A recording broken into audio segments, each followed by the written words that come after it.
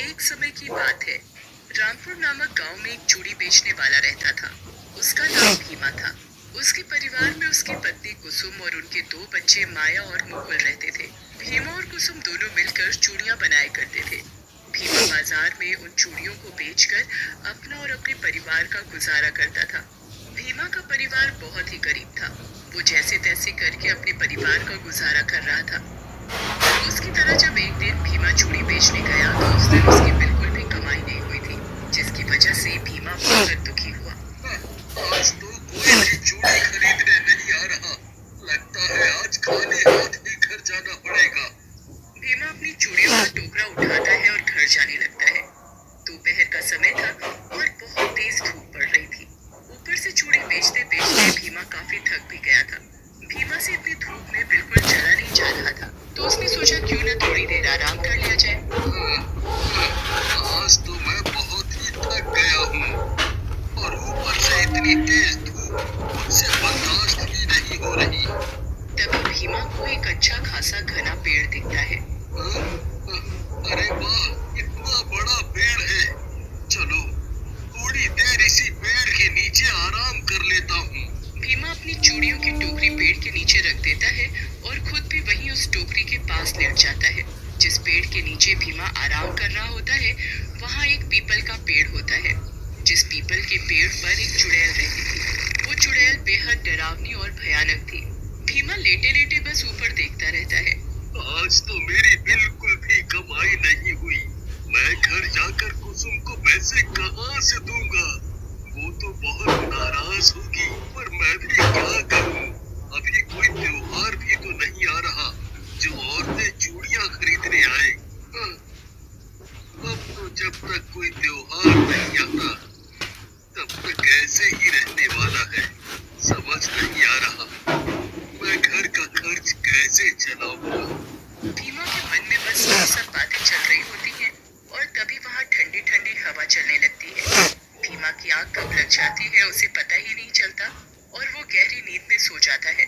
People के पेड़ पर बैठी हुई चुड़ैल भी रही होती है। वो भीमा को बड़े प्यार से देख रही होती है।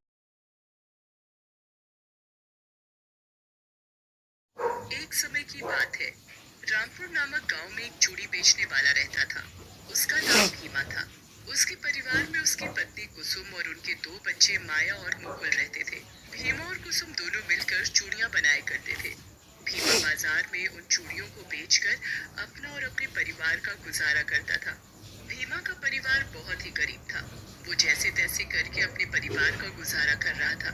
रोज की तरह जब एक दिन भीमा चूड़ी बेचने गया तो उस दिन उसकी बिल्कुल भी कमाई नहीं हुई थी, जिसकी वजह से भीमा बहुत दुखी हुआ। आज तो कोई भी चूड़ी खरीदने नहीं आ रहा। लगता है आज खाली हाथ ही घर जाना पड़ेगा। भीमा अपनी चूड़ियों का टोकरा उठाता है और घर जाने लगता है। दोपहर का समय था और बहुत तेज धूप पड़ रही थी। ऊपर से चूड़ी बेचते बेचते भीमा काफी थक भी गया था। भीमा से इतनी धूप में बिल्कुल चला नहीं जा रहा था, तो उसने सोचा क्यों न थोड़ी देर आराम कर लिया जाए। आज तो मैं बहुत ही थक गया हूँ और ऊपर से इतनी तेज धूप मुझसे बर्दाश्त ही नहीं हो रही। तभी भीमा को एक अच्छा खासा घना पेड़ दिखता है। अरे वाह, इतना बड़ा पेड़ है। चलो थोड़ी देर इसी पेड़ के नीचे आराम कर लेता हूँ। भीमा अपनी चूड़ियों की टोकरी पेड़ के नीचे रख देता है और खुद भी वहीं उस टोकरी के पास लेट जाता है। जिस पेड़ के नीचे भीमा आराम कर रहा होता है, वहाँ एक पीपल का पेड़ होता है। जिस पीपल के पेड़ पर एक चुड़ैल रहती थी। वो चुड़ैल बेहद डरावनी और भयानक थी। भीमा लेटे लेटे बस ऊपर देखता रहता है। आज तो मेरी बिल्कुल भी कमाई नहीं हुई। मैं घर जाकर कुसुम को पैसे कहाँ से दूंगा? वो तो बहुत नाराज होगी, पर मैं भी क्या करूं? अभी कोई त्योहार भी तो नहीं आ रहा जो औरतें चूड़ियां खरीदने आए। अब तो जब तक कोई त्योहार नहीं आता तब तक ऐसे ही रहने वाला है। समझ नहीं आ रहा मैं घर का खर्च कैसे चलाऊंगा। भीमा के मन में बस ये सब बातें चल रही होती हैं और तभी वहाँ ठंडी ठंडी हवा चलने लगती है। भीमा की आंख कब लग जाती है उसे पता ही नहीं चलता और वो गहरी नींद में सो जाता है। पीपल के पेड़ पर बैठ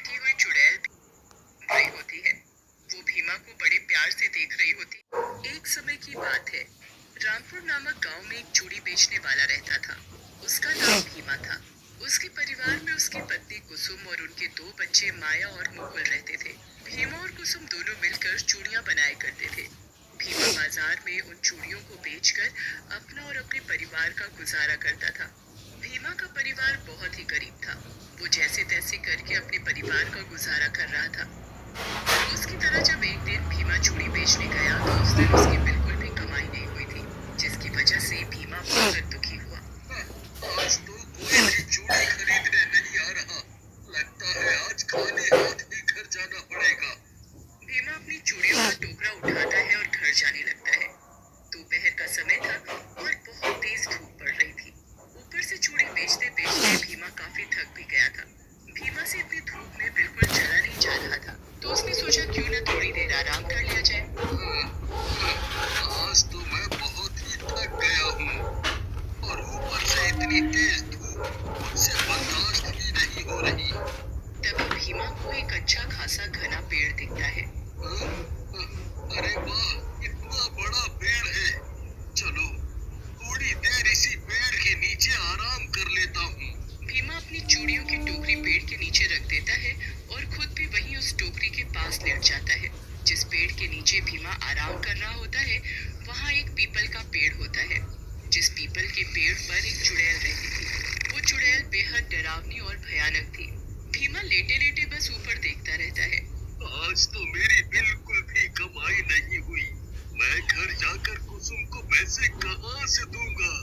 वो तो बहुत नाराज होगी, पर मैं भी क्या करूं?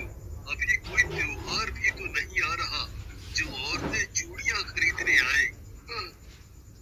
अब तो जब तक कोई त्योहार नहीं आता तब तक ऐसे ही रहने वाला है। समझ नहीं आ रहा मैं घर का खर्च कैसे चलाऊंगा। भीमा के मन में बस ये सब बातें चल रही होती हैं और तभी वहाँ ठंडी ठंडी हवा चलने लगती है। भीमा की आंख कब लग जाती है उसे पता ही नहीं चलता और वो गहरी नींद में सो जाता है।